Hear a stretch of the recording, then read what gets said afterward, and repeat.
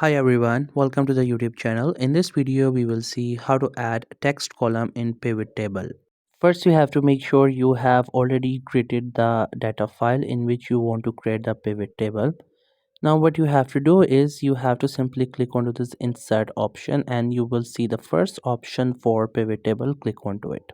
So first you have to select this last option and click on OK. And after that again click on OK. Now what you have to do is you have to select this whole data and then you have to click on OK. And once you do so, you will see that the pivot table will be like into this form. Then you just have to simply select the data that you want to use. Just simply do a drag and drop based on whichever data you prefer to add. Once you have added, then you will see the pivot table will be created. But now if I go there and I try to insert the column, it would not allow because this one is in the form of pivot table and you cannot add any sort of column or anything within that. And whenever I try to do it, it does not allow it, show this pop-up. So in that case, what could be possible?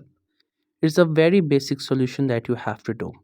Now what you have to do is on the top you can see we have different options. So now what you have to do is you just have to simply select your pivot table, and once you do so you will see on the top we get this option pivot table analyze. You have to click onto it.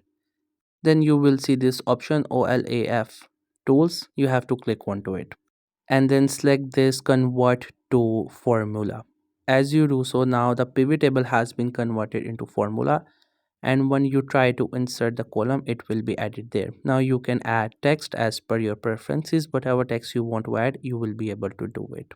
So that's how you can add text column in pivot table. I hope you find this video helpful and informative. Make sure to subscribe to the YouTube channel for more informative videos and updates, and thank you so much for watching the video.